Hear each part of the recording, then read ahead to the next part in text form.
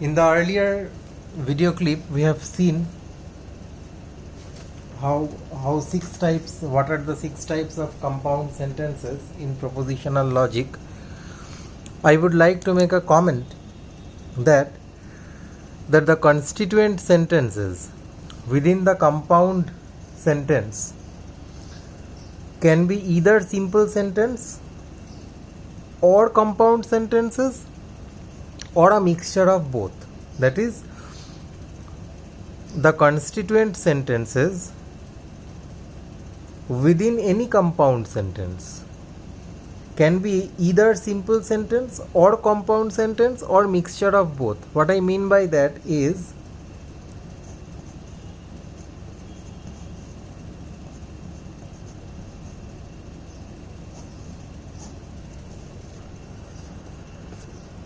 this is also a valid compound sentence.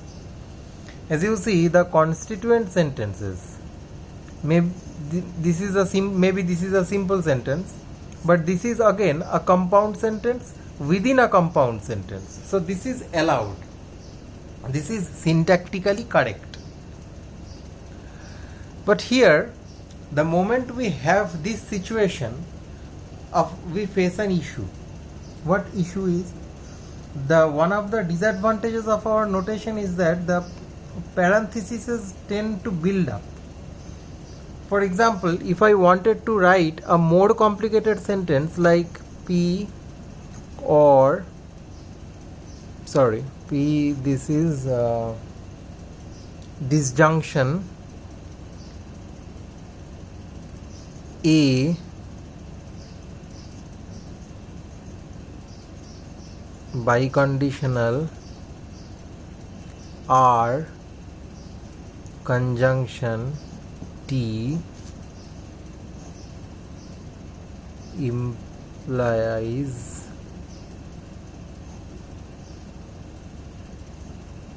so this again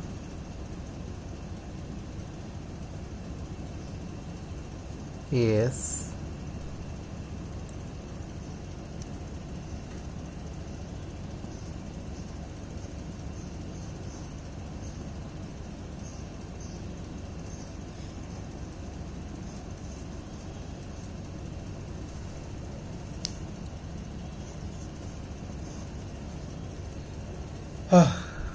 did you just see how the number of parentheses are building up, and this is getting so very untidy, right? So let us come to this sentence, and can I write this sentence simply as this?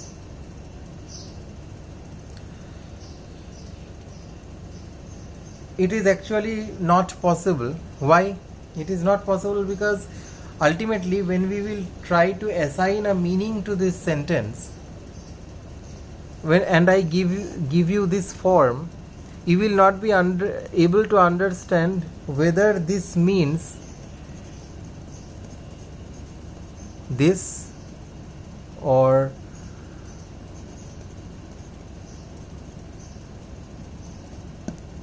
this, because they do not, ultimately we will be seeing that they do not mean the same.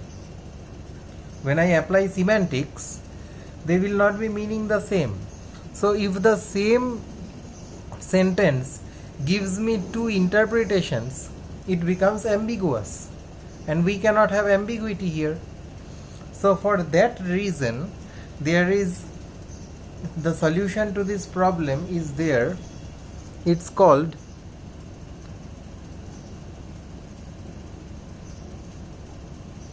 operator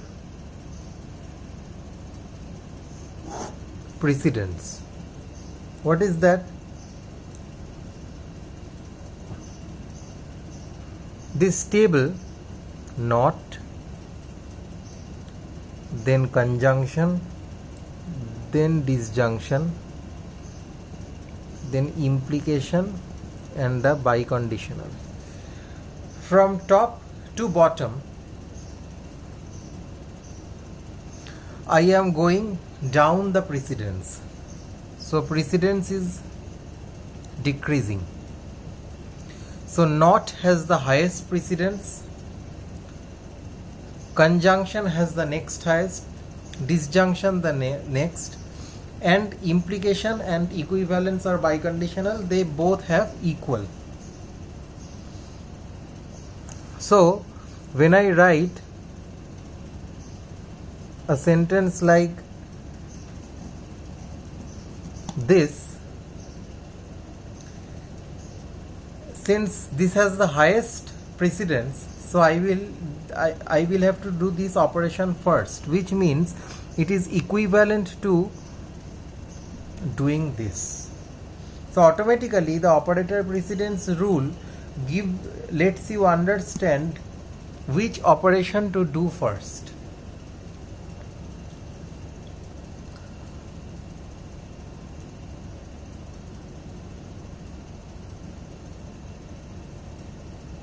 Right. Now, for example,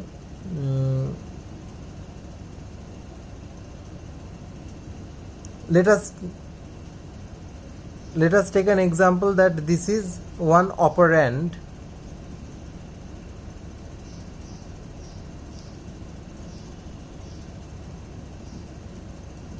there is some symbol here and some symbol here. Which operation will you do first? The rule is, as we have said, for example, let me write A here, let me write B here. How will you interpret this sentence? For this operator, there are two, for this operand, there are two operators on both sides. One is this, the other is this. Which one has a higher precedence? See the table. This one has a higher precedence. So this operand should associate itself with the higher precedence operator, which means you will interpret this as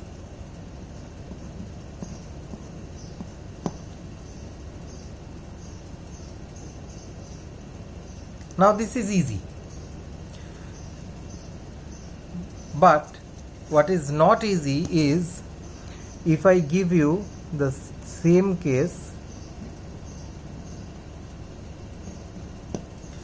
Now you are confused, because now you look up the table and you see for P, the operator which is operand which is flanked by two operators on both sides, they have equal precedence. Now what to do? Now you are confused. Now the rule says that in such case you have to associate to the operator on the right. So this is the convention and you have to do it like that only. So it has to be interpreted like this only. The operator on the right.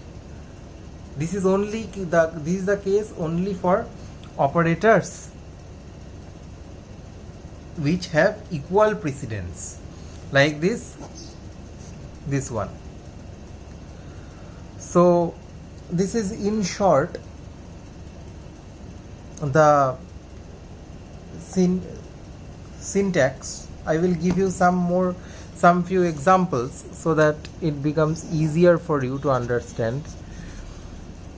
Becomes P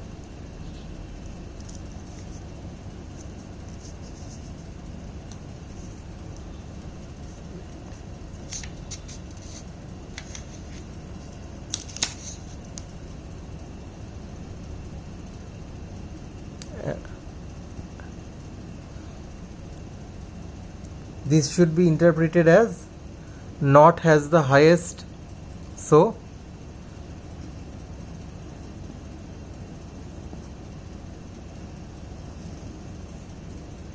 right. Okay.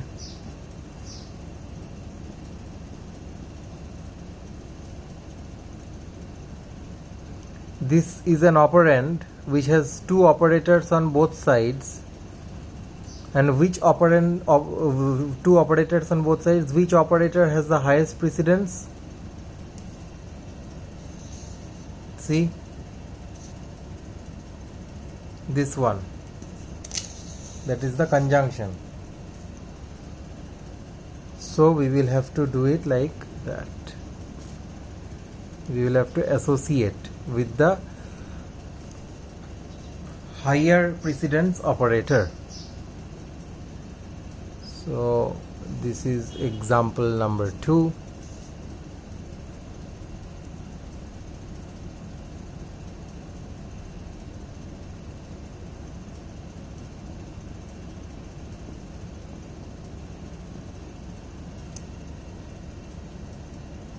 Now both sides of Q, it's the same operand operator, so same precedence. What to do? Associate with the right, that's the convention.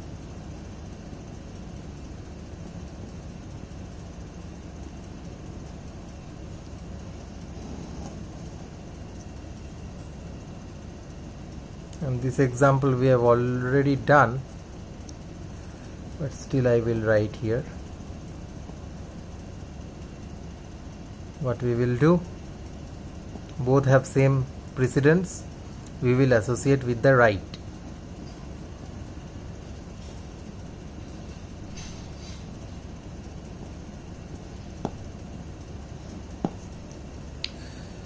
So this is in short the syntax of propositional logic. Next we are going into the semantics. Thank you.